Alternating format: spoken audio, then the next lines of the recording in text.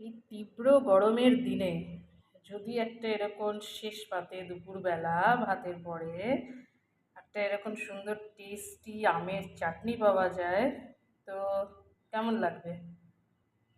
নিশ্চয়ই সবার মুখে জিভে এতক্ষণে জল চলে এসছে। আমার তো এসেইছে। তো দেরি কেন বন্ধুরা, তাহলে চলো তৈরি করে নিই একটা ভীষণ সুন্দর কাঁচা মিঠা আমের এই নস্টালজিক একটা চাটনি রেসিপি, যেটা আমরা ছোটোবেলায় সব সময় বিয়েবাড়িতে শেষ পাতে অপেক্ষা করে বসে থাকতাম কখন আসবে সেই চাটনিটি। So get set go. তো বন্ধুরা, দেখতে পাচ্ছ আমি কাঁচা মিঠা আমের এখন একটা চাটনি বানাতে চলেছি। এটি খুবই টেস্ট হয় বাঙালি অনুষ্ঠান বাড়িতে, এটির খুব কদর গ্রীষ্মকালে। দেখো আমি স্লাইসেস করে কেটে নিয়েছি কাঁচা মিঠা আমকে লম্বা লম্বা করে। এটাই মানে এটাই স্পেশালিটি, যে এটা লম্বা লম্বা করে যখন অনুষ্ঠান বাড়িতেও এই কাটা আমের চাটনিটা দেওয়া হয় তখন মানে একটা নস্টালজিক ফিলিং হয়।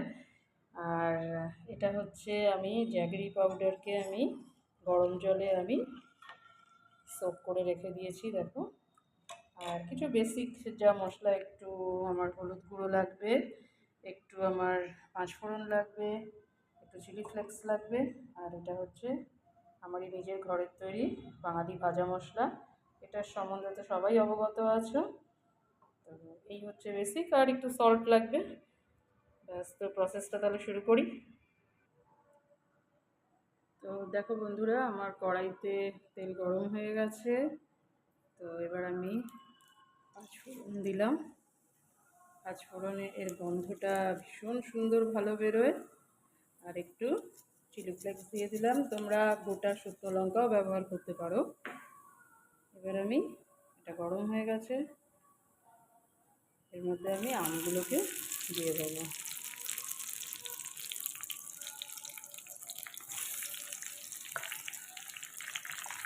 আমগুলোকে প্রথমে আমি ভালো করে একটু ফ্রাই করে নেব। পাঁচফোড়নের একটা ভীষণ সুন্দর গন্ধ বেরোচ্ছে আমের সাথে মিলেমিশে। এটাকে এবার আমি আগে একটু ফ্রাই করতে দিই।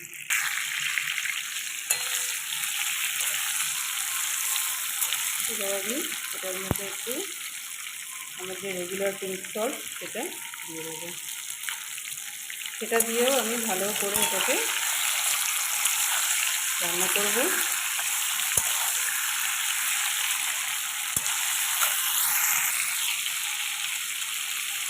এবার আমি দেবো সামান্য একটু 1 চিমটির মতন হলুদ গুঁড়ো।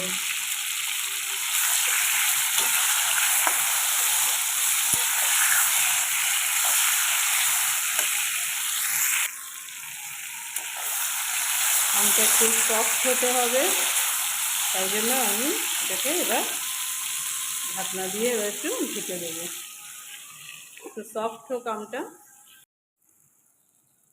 দেখো বন্ধুরা, আমার আম অনেকটাই সফট হয়ে গেছে। তো এবার আমি এখন একটু অল্প ভাজা মশলাটা দিয়ে দিলাম, পরে আমি আবার দেবো। এটা আমি মিলিয়ে নেব ভালো করে এর সাথে। এবার আমি যে জ্যাগরি ওয়াটারটা করে রেখেছিলাম সেটা আমি অ্যাড করব, অল্প অল্প করে অ্যাড করব যতটা লাগবে আমার। ভীষণ সুন্দর একটা গন্ধ বেরোচ্ছে, আমার রান্নাঘর পুরো ভরে গেছে একদম পুরো গন্ধে।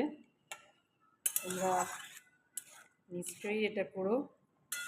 আর সবথেকে বড় কথা হচ্ছে, আমার রান্না কোনো রেস্টুরেন্ট স্টাইল, বা আমি আরেকটু জল দিয়ে দিচ্ছি জ্যাগরি ওয়াটার।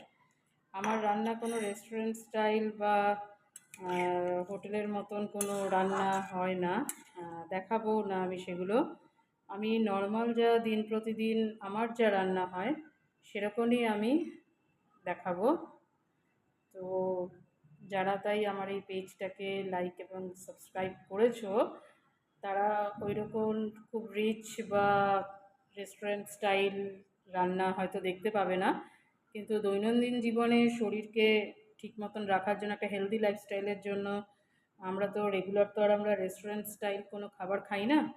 তো সেই জন্য আমি তাই সেইভাবেই আমি আমার চ্যানেলটাকে আমি গ্রো করতে চাই, যে একদম পুরো রেগুলার সাধারণ ঘরের রোজকার যে রান্না সেটাই আমি নিয়ে আসবো তোমাদের কাছে।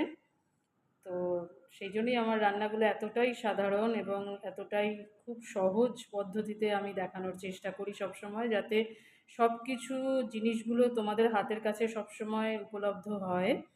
কারণ অনেক কিছু এক্সোটিক ভেজিটেবলস, এক্সোটিক ফ্রুটস দিয়ে করতে পারি, কিন্তু সেগুলো হয়তো তোমরা হয়তো অ্যাভেলেবেল পাবে না, সে সবসময় তোমাদের কাছে অ্যাভেলেবিলিটি থাকবে না। তো ইন দ্যাট কেস আমি চাই যে ঘরে যে সাধারণ জিনিসপত্র, সাধারণ মশলা, ধনে গুঁড়ো, জিরে গুঁড়ো, লঙ্কার গুঁড়ো, হলুদ গুঁড়ো, এইসব দিয়ে যে সাধারণ রান্না হয় সেরকম রান্নাই তোমাদের সামনে রিপ্রেজেন্ট করার। So thank you so much for watching me and support me. তো দেখছি যে একটা ফুট এসে গেছে, তো এবার আমি এটাকে ফুটতে দেবো। আঁচটাকেও আমি বাড়িয়ে দিয়েছি। তো দেখা যাক এরপরে কেমন তৈরি হয় চাটনিটা। দেখো বন্ধুরা, এটা ফুটতে একদম পুরো শুরু করে দিয়েছে। এবার আমি আরেকটু ভাজা মশলা এটার মধ্যে দিয়ে দেবো। খুব ভালো টেস্ট হয় বাঙালি ভাজা মশলা আমাদের। তোমরা যদি কেউ রেসিপি চাও তো আমি দিয়ে দিতে পারি, বাঙালি ভাজা মশলার রেসিপি। আর আমি একটুখানি ভিডিও শ্যুট করতে ভুলে গেছি, সেটা হচ্ছে আমি এখানে আরেকটু এক্সট্রা আমি বিট নুন একটু অ্যাড করেছি, আরও টেস্টটাকে একটু এনহ্যান্স করার জন্য। দেখো বন্ধুরা, এখন এর টেক্সচারটা দেখো, শুধু ভীষণ সুন্দর গন্ধ বেরোচ্ছে একদম। দেখো এবার এটা আমি বন্ধ করে দেবো। আমার চাটনি রেডি, খাটা মিঠা আমের চাটনি। এবার আমি এটা বন্ধ করে দিচ্ছি গ্যাসটা।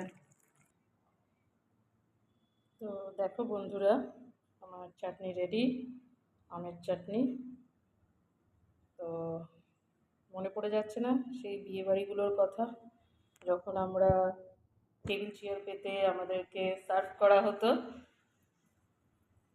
বালতি ভরে ভরে রসগোল্লা আসতো, চাটনি কখন এই লম্বা আমের কাটা চাটনিটা পাবো। নস্টালজিক হয়ে যাচ্ছি আমিও। তো তোমরা নিশ্চয়ই এটা ট্রাই করো বাড়িতে, খুব ভালো লাগবে, ভীষণ ভালো লাগবে। So thank you for watching, support me, subscribe me, take care, bye by.